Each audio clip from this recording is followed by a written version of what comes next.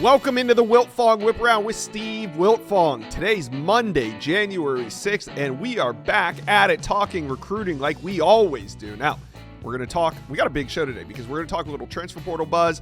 Then we're going to get some intel from the Navy All-American Bowl down in San Antonio. So all you guys got to do is sit back for the next 20, 30 minutes and get caught up on all things recruiting. One more thing before we get going, you guys do me a favor and hit that subscribe button to the On3 Recruits channel. This is the best recruiting channel on all of YouTube, so jump on board, hit subscribe. All right, let's bring in my guy, Steve Wiltfong. Steve, we are going to talk a little transfer portal as we get into this, and let's start with the top name available in the portal, and that is Tulane running back Mekhi Hughes. What's the latest on him? Well, Mekhi Hughes was out in Eugene over the weekend helping his little brother, five-star cornerback Naeem Alford, move in. Naeem Alford from Birmingham, Alabama, spurned Auburn, flipped from Ohio State to Oregon at the end of the recruiting cycle, putting pen to paper for the Ducks in December. He said, I talked to Naeem Alford at the Under Armour game last week. He said that final decision was in the Tuesday night into Wednesday morning when he put pen to paper for the Ducks, but he said nobody recruited him harder or better than Oregon, Dan Lanning and company. And their father, Keori Alford, told me numerous times during the process Dan Lanning was their favorite head coach. That's relevant here in this transfer portal recruitment, as Oregon hosted him over the weekend. Now, they have Jordan James on roster. Will Jordan James return to Oregon? Will he go to the NFL? I think that's all pivotal in what happens here. But if Jordan James goes to the NFL, I think it's a foregone conclusion that Mekhi ends up with the Ducks. And we'll see if he ends up with Oregon anyways. Yeah, seems like it's certainly trending that way. Now, another big name hit the portal recently and created a ton of buzz. We're talking Texas A&M wide receiver Noah Thomas. He was at Georgia over the weekend. Steve, what are your sources saying on Thomas? Well, I like the way it's trending for Georgia. Georgia finally hit in the portal over the weekend on Sunday, landing the Branch brothers, Zachariah Branch, the number 3 overall player in the On3 industry transfer portal rankings, number 2 receiver, and his brother, safety Zion Branch, both transferring from USC to Georgia. And the Bulldogs are all in on Texas A&M receiver Noah Thomas. There had been some buzz around Miami and some other programs, but this looks like it's coming down to Georgia. Or could he go back to Texas A&M where he's familiar with the offense, familiar with the quarterback, familiar with the strength and conditioning, has his girl over there in College Station. But Georgia is a program that has certainly picked up steam. He likes Georgia. His family likes Georgia. And receiver was really a point of emphasis for Kirby Smart and the staff this portal cycle. If they can add Noah Thomas to Zachariah Branch, that would be a heck of a portal haul for the Bulldogs as they try and push towards the college football playoff and beyond next year. All right, one of the most coveted DBs currently still in the portal is Takario Davis, who's leaving Arizona. Steve, I know you put a pick in for him. Where do you think Davis will end up? Well, there was some talk he could put his name into the NFL draft, but Pete Nakos and I are both hearing that Washington is in great position from several different sources. We like the Huskies, and that's where our On3 RPM sits. All right, let's talk about Florida State wide receiver Malik Benson. He's departing Tallahassee, and, you know, I thought Tennessee was going to get involved here, but all of a sudden he's trending to another program. Well, Oregon has the number 3 ranked recruiting class in 2025. They're number 1 in 2026 right now. They're number 8 in the transfer portal ratings on On3. So they are landing talent from all over the place. Oregon is trending for Benson right now. Pete Nakos just put in that On3 RPM in favor of the Ducks. I would not be surprised if I'm joining him soon. All right. Alabama wide receiver Amari Jefferson put himself back on the market. What are you hearing here? Well, my On3 RPM is in favor of Tennessee. He said that he would look at several of the schools that he was high on coming out of high school.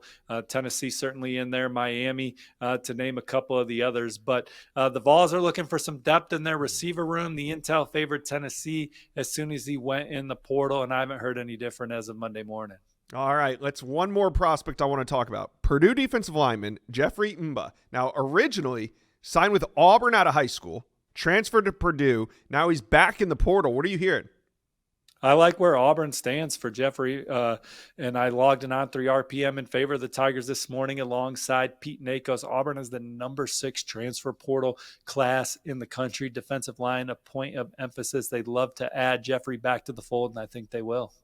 Wow, Auburn staying hot in the transfer portal. You guys talk to us about some of these latest transfer portal nuggets. Where do you think the top players available could end up landing? Let us know. Comment section below.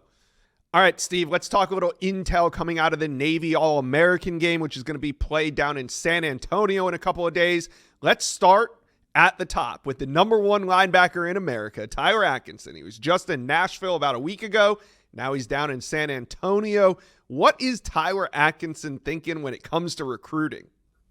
Well, Josh, you just spent some time with him, so you can correct my work when I'm done answering. But I like the place Georgia has in this recruitment right now. He was recently on the Bulldogs campus for a bowl game practice. That was right after he helped Loganville Grayson win another state championship. He had as dominant a season as any prospect in the country in the junior class had. As a junior, 166 tackles, Josh, 32 stops for loss, 13 sacks, picked off a pass, forced a fumble, blocked a field goal, shut down Julian Lewis and company in the state championship game, that high-powered Carrollton offense. Easy to see why he's so coveted. Already sponsored by Adidas, the NIL era.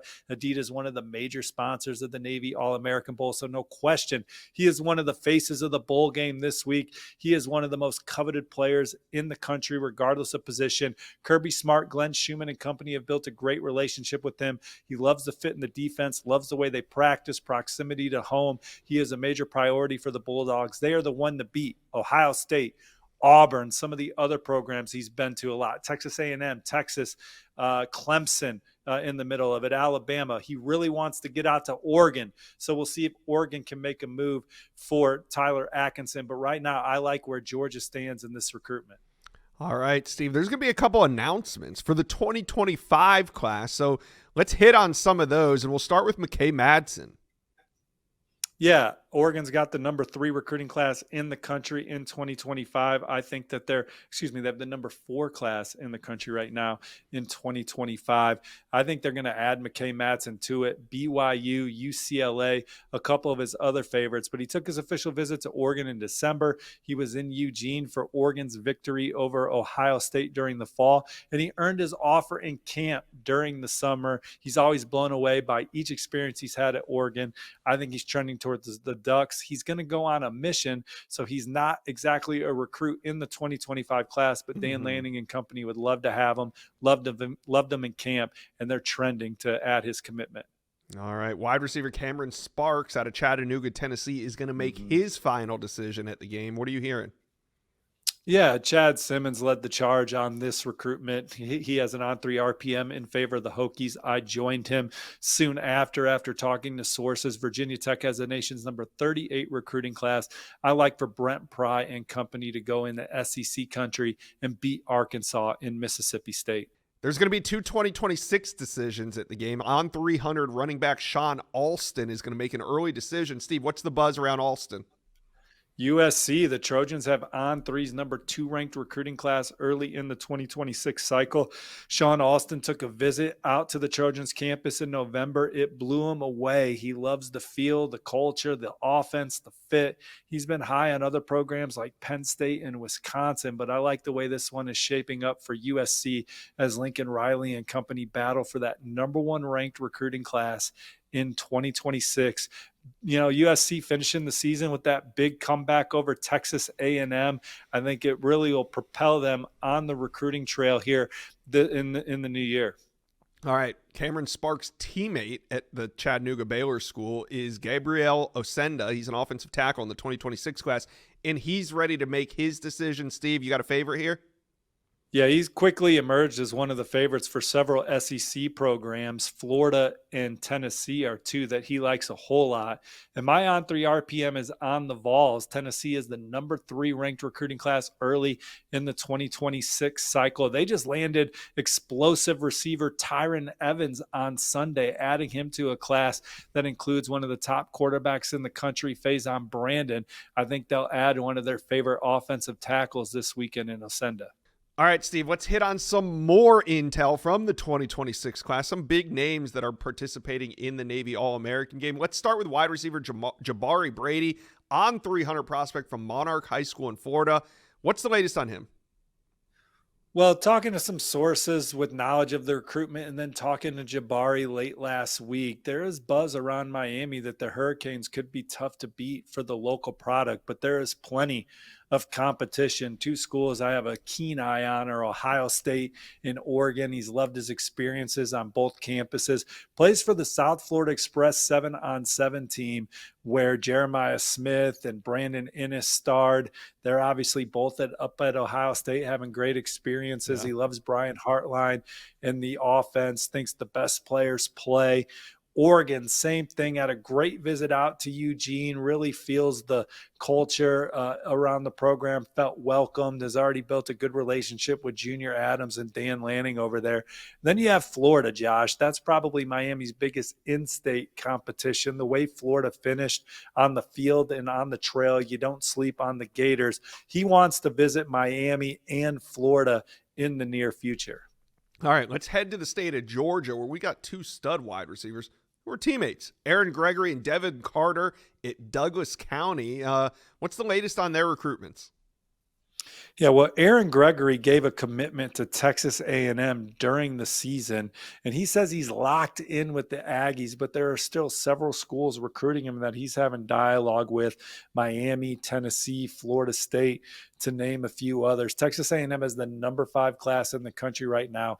Aaron Gregory says he's all good with the Aggies, but the door is not shut on those other programs. All right. Now, what about Devin Carter? Yeah, so Devin Carter, former Florida State commit, legacy recruit, reopened his process. He told Chad Simmons that Auburn, Georgia, LSU, and Miami are kind of the front runners in his recruitment right now. I know he's also taken some good visits up to Ohio State and Notre Dame and Texas, among others. The program I like in this recruitment right now is Auburn. I think Hugh Freeze and the Tigers have the edge for Devin Carter. All right, let's shift gears to the point of attack in the trenches. Number 5 edge, Jamarian Carlton. Who's making him a priority early on?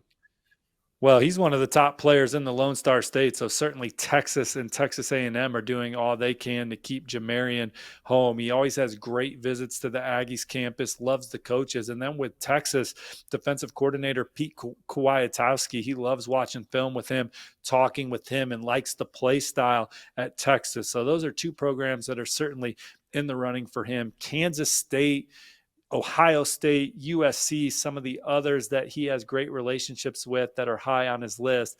And he's going to visit Florida State on January 18th. Coach Terrence Knighton, he had a rapport with him when he was at Nebraska. That has carried over to Florida State. He's excited to see what the Seminoles have to offer. All right, 4-star defensive lineman Elijah Golden out of Virginia. Is this one shaping up to be another classic Michigan-Notre Dame recruiting battle? Well, I think those are the two programs I have an eye on right now. I'd maybe give the edge to Notre Dame coming into the new year, but he loves both of them. He's still talking about 10, 15 schools heavily recruited out of the state of Virginia, but Notre Dame, Al Washington, Marcus Freeman, the way they're playing, he loves the style of play and energy that Notre Dame's defense plays with. And then Michigan, the tradition, a lot of the same cultures, a lot of the same fits at Michigan. He sees at Michigan that he sees at Notre Dame. So those are two programs that are certainly well positioned for Elijah Golden. All right, another big athletic body in the trenches. Defensive lineman Bryce Perry Wright. What's the latest on him? Yeah, so a few schools that are recruiting him well: Auburn, Texas A&M, Clemson come to mind. You know, he's taking some visits to Georgia. Like Tyler Atkinson, he wants to get out to Oregon and check out the Ducks. So he's looking to get a visit with Oregon on the itinerary, but he's really been able to make the rounds and see Auburn, Texas A&M, and those programs many times already. All right, offensive lineman Darius Gray. We've seen his stock rise this offseason already. What's the latest on Gray? Yeah, he's our number 4 interior offensive lineman in the 2026 class. He's going to visit Penn State on February 1. They are one of his favorites. South Carolina is where my On3 RPM is at. He's been to Columbia several times, but they're going to have a lot of competition. He told me LSU's his dream school. He loves talking to Coach Brad Davis. Ohio State and Michigan are two programs that he likes a whole lot. Again, getting back to Penn State, they are one of the biggest challengers for Darius Gray, and he too wants to get out to Oregon. He put out his top 12 at the end of last year. Oregon was the only school on the list that he hasn't visited yet, but he's excited to get out there, check it out, and we'll see what kind of move Dan Lanning, Coach Terry, and the Ducks can make. All right, well, that's it for the intel coming out of the Navy All-American game. But, Steve, there's one more prospect I want to talk to you about. That's Jackson Cantwell. I see his American tour continues on. Next stop is going to be Texas A&M, fresh off a visit to Ohio State and Michigan about 2 weeks ago. What do you make of Jackson Cantwell's visit to A&M? Well, he's very interested in Texas A&M. He said at the Under Armour All-America game, he still talks to about 10 schools. He wants to get that narrowed down to 4 going into the summer so he can take his official visits and commit before his senior season. He's been to Texas A&M before, but it's been a while. But he talks regularly with offensive line coach Adam Cushing, likes the way they connect, likes the way he coaches. He likes Mike Elko and the direction of that program. Texas A&M was 1 win away from playing for the SEC championship in their first year at Texas A&M. I think that they have a chance to land one of those 4 official visits. This visit this weekend will be big. A&M's going to host a lot of top prospects this weekend. We'll be talking about that on next Monday's Wiltfong Whiparound. But Texas A&M for Jackson Cantwell, they're battling the likes of Alabama, Georgia, Missouri, Miami, Nebraska, Ohio State, Michigan, Oregon, to name some of the other schools, but Texas A&M right in there for Jackson Cantwell. That will do it for today's episode of the Wiltfong Whiparound. I will be in San Antonio this week for the Navy All-America Bowl, so we will talk more about that on next Monday's Wiltfong Whiparound. We'll break down some of the biggest visit weekends that happen over the weekend, including the Aggies. But until then, please hit like and subscribe to the On3 Recruits channel so you're up to date on the latest and best recruiting information on the web. We'll see you soon.